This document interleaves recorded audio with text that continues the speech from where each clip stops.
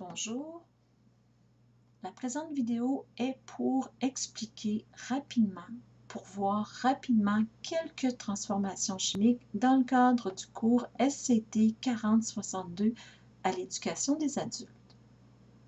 Première réaction ou première transformation chimique que l'on va voir rapidement, c'est la synthèse. La synthèse, c'est tout simplement deux molécules qu'on a dans les réactifs qui vont s'associer ensemble pour former une seule molécule. Donc, j'ai du N2, j'ai de l'oxygène, du dioxygène qui va former du NO2. C'est une réaction de synthèse. Les deux forment une seule molécule comme produit. La décomposition, c'est l'inverse. C'est qu'on a une molécule qui va se scinder en deux, qui va donner ici A plus B. Donc, la molécule AB va se scinder pour créer du A et du B. C'est l'exemple ici de l'eau liquide qui va se séparer. Donc, c'est une décomposition parce qu'il forme du H2 et du O2. La précipitation est une notion que l'on voit en SCT 4064 en sciences fortes. Alors, on va passer outre cette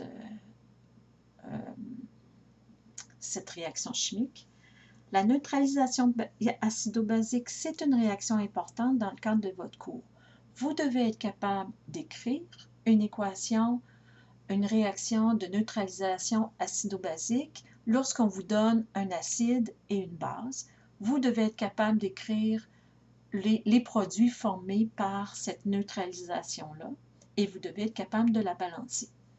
On sait qu'un acide et une base associés ensemble vont donner comme produit un sel et de l'eau. Vous devez être capable d'écrire les équations et les balancer. Donc, on reconnaît un acide parce que lorsqu'il est en solution aqueuse, on a des ions H+, et on reconnaît une base parce que lorsqu'il est en solution aqueuse, il a des ions OH-. Mon acide et ma base, lorsqu'ils s'ionisent, vont donner du sel et de l'eau.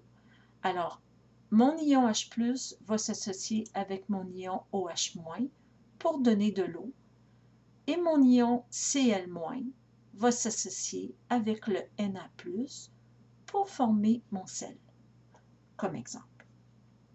Donc, vous devez être capable de faire ça et d'écrire les réactions. On a ici des exemples de réactions de neutralisation acido-basique. L'oxydation est une réaction aussi importante dans le cadre de votre cours. L'oxydation, c'est une molécule qui réagit avec du dioxygène et qui va donner un produit ou des produits. Ça, c'est vraiment l'oxydation. Il faut voir dans les réactifs du dioxygène. Une des formes d'oxydation, c'est la combustion. Alors, on va aller à la combustion. C'est une réaction importante. C'est une forme d'oxydation. Et la réaction de la combustion, c'est une réaction importante dans le cadre de votre cours parce qu'on voit justement les combustibles fossiles. On travaille aussi avec les combustibles fossiles.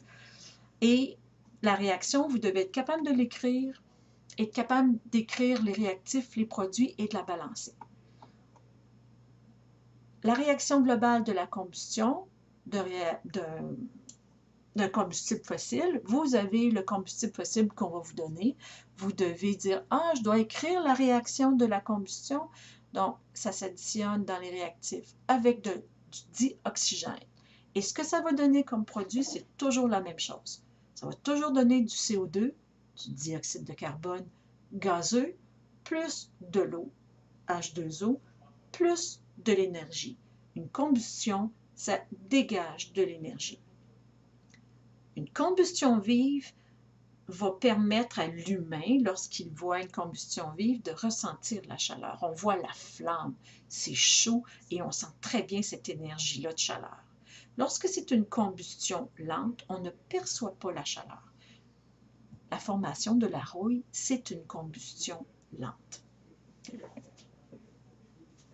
La respiration cellulaire, c'est un autre type d'équation que vous devez bien maîtriser.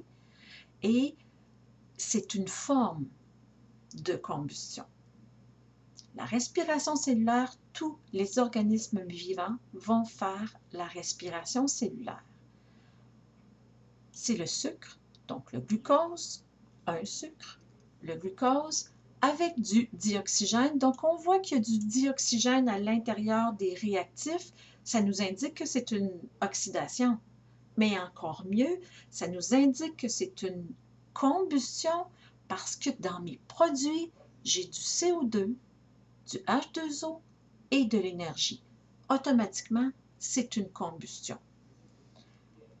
Donc, la respiration cellulaire, ce sont les organismes vivants, végétaux et animaux, qui vont aller puiser dans leurs cellules le glucose pour le faire réagir avec de l'oxygène. Ça va produire du CO2, de l'eau et de l'énergie. Le CO2 chez les êtres humains va être rejeté par l'expiration et l'oxygène, les êtres humains vont aller le chercher par l'inspiration. Ça va dans les poumons, ça va dans le sang, transporté par les globules rouges. Puis ensuite, il s'en va jusque dans les cellules pour faire la réaction de la respiration cellulaire, donc pour produire de l'énergie. L'énergie sert à vivre, c'est-à-dire produire de la chaleur, grandir, faire fonctionner tous nos organismes, faire fonctionner nos muscles. L'énergie sert à vivre. Et tous les animaux, les végétaux, vont devoir faire de la respiration cellulaire. Par contre, la respiration cellulaire, on sait que ce sont tous les organismes vivants qui le font, mais la photosynthèse, c'est uniquement les végétaux. Et les végétaux vont fabriquer le sucre. La photosynthèse est donc la réaction inverse de la respiration cellulaire. Et on va prendre, regardez, on voit vraiment que c'est la réaction inverse. C'est du CO2 avec de l'eau et de l'énergie, cette fois-ci l'énergie solaire, qui va produire le sucre et du dioxygène. Les plantes, ce qu'ils vont faire, c'est qu'ils vont prendre le CO2 qui provient de l'air. Donc, l'air, on le sait, c'est un mélange de différentes molécules. Va aller chercher du CO2 grâce à leur chlorophylle, dans le fond, la présence de chlorophylle, gros blanc de mémoire, grâce à la présence des chloroplastes, et vont chercher l'eau par leurs racines, vont faire une réaction chimique, et cette réaction-là va produire du sucre et de l'oxygène. Le dioxygène produit va retourner dans l'air. Donc, les végétaux sont capables de purifier l'air, c'est-à-dire d'aller prendre le CO2 qui est dans l'air et de le transformer, dans le fond, en sucre, puis ils vont ensuite retourner dans l'air de l'oxygène, dont tous les êtres vivants ont besoin d'oxygène pour vivre.